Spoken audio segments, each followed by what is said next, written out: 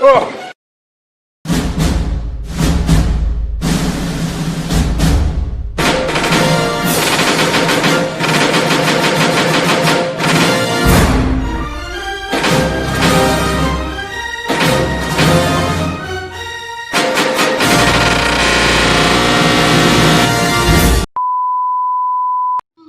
Kopi, udah dikolin kok kelihatan lagi. Pare sis. Emang kok. Assalamualaikum warahmatullahi wabarakatuh. Kami dari kelompok 8 akan mempresentasikan materi penulisan pesan-pesan persuasif dengan anggota kelompok M. Farid Al-Farisi, Bimas Prayogi, Rizky Lauta Sembiring, Robi Hidayansyah, Jalisa Fitri, dan M. Farhan Desmi. Serta dengan dosen pengampu mata kuliah yaitu Ibu Dr. Nova Mardiana, SEMM, dengan mata kuliah Komunikasi Bisnis. Tujuan pembelajaran: menyebutkan beberapa komponen pesan-pesan persuasif, menjelaskan rencana organisasional untuk pesan-pesan persuasif, menyebutkan beberapa alat untuk memperkuat pesan-pesan persuasif, mengidentifikasi beberapa kunci dalam penulisan pesan-pesan persuasif. Perencanaan pesan-pesan persuasi. Pengertian persuasi. Persuasi merupakan suatu usaha mengubah sikap, kepercayaan, atau tindakan audiens, pembaca atau pendengar untuk mencapai suatu tujuan. Persuasi yang efektif adalah kemampuan untuk menyampaikan suatu pesan dengan cara membuat audiens merasa mempunyai pilihan dan membuat mereka setuju atas pilihan tersebut. Tujuan internal. Penulis pesan-pesan persuasif bertujuan untuk menjual ide atau gagasan kepada orang lain, memberikan saran agar prosedur operasional lebih efisien, mengumpulkan suatu dukungan untuk kegiatan tertentu, dan meminta bantuan dana bagi pembiayaan suatu proyek tertentu. Tujuan eksternal, pesan-pesan persuasif dapat berupa permintaan atau informasi yang bersifat menyenangkan atau kegiatan untuk mendapatkan dana dan kerjasama. Tujuan dari pesan-pesan persuasif adalah mempengaruhi audiens yang cenderung mempertahankan ide atau gagasannya, sehingga pesan-pesan persuasif umumnya cenderung lebih lama, lebih rinci, dan bergantung pada perencanaan strategis yang cukup ketat jika dibandingkan dengan pesan-pesan rutin. Proses perencanaan penulisan pesan-pesan persuasif yaitu analisis audiens, pertimbangan perbedaan budaya, dan memilih pendekatan organisasional. Analisis audiens. Untuk mengakomodasi kebutuhan yang berbeda pada tiap audiens, maka dilakukan analisis audiens, sehingga pesan yang diberikan dapat menjadi daya tarik mereka. Dengan analisis audiens secara tepat, maka penyampaian pesan-pesan persuasif dapat dilakukan secara efektif. Teori kebutuhan hierarki atau berjenjang.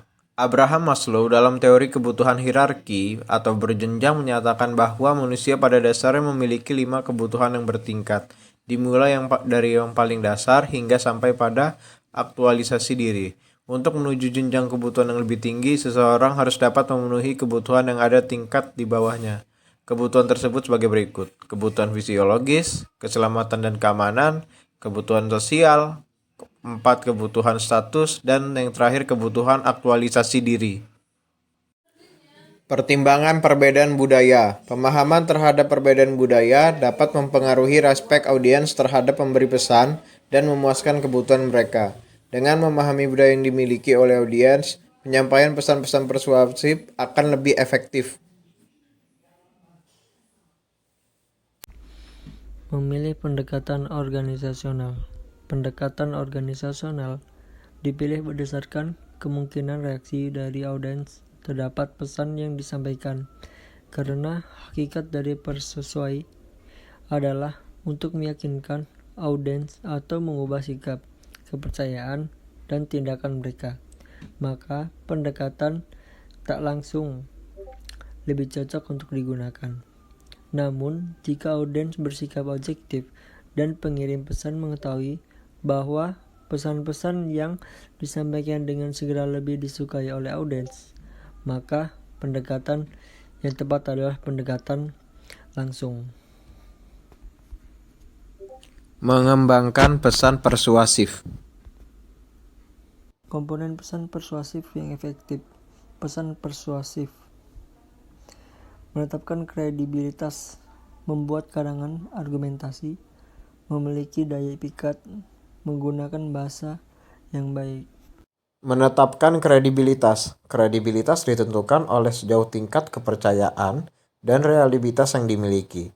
Jika kredibilitas komunikator di hadapan audiens diragukan, maka mereka akan cenderung skeptis dan tidak menerima begitu saja informasi yang disampaikan, sehingga upaya untuk melakukan persuasi akan tampak sebagai bentuk tipuan.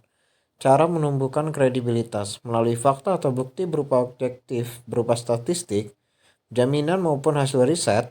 Komunikator hendaknya memiliki keahlian atau merupakan seorang expert dalam bidang tertentu, objektif dalam melakukan penilaian terhadap sesuatu, dapat bersikap hormat dan jujur untuk menumbuhkan rasa hormat audiens, serta berpengalaman untuk dapat membantu mengidentifikasi audiens.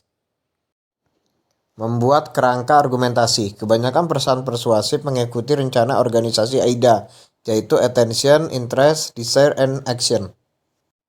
Memilih daya pikat. Pemikat logika. Pemikat logika dapat digunakan untuk melakukan persuasi audiens, seperti membuat pengaduan atau klaim dengan memberikan alasan dan bukti-bukti yang mendukung ketika membuat logika audiens. Pertimbangan etika. Dalam pemahaman positif, persuasi dapat digunakan untuk mempengaruhi audiens dengan memberikan informasi dan menambah pemahaman mereka dalam berbagai hal. Pelaku bisnis secara etis dalam menginformasikan dan menambah pemahaman mereka dalam berbagai hal yang berkaitan dengan manfaat, ide organisasi, produk, atau tindakan tertentu kepada audiens, sehingga mereka dapat mengakui betapa baiknya hal-hal tersebut. Pemikat emosional. Persuasi secara emosional dapat dilakukan melalui argumentasi atau dalam bentuk simpati kepada audiens. Dalam hal ini dapat digunakan kata-kata yang sangat berpengaruh terhadap emosi seseorang, misalnya kebebasan, kemudahan, fleksibilitas, dan lain sebagainya. Penggunaan bahasa yang baik. Penyampaian pesan bisnis tertulis yang dilakukan secara persuasif sebaiknya tetap menggunakan bahasa yang baik, jelas, sederhana, dan mudah dipahami. Menulis permintaan persuasif.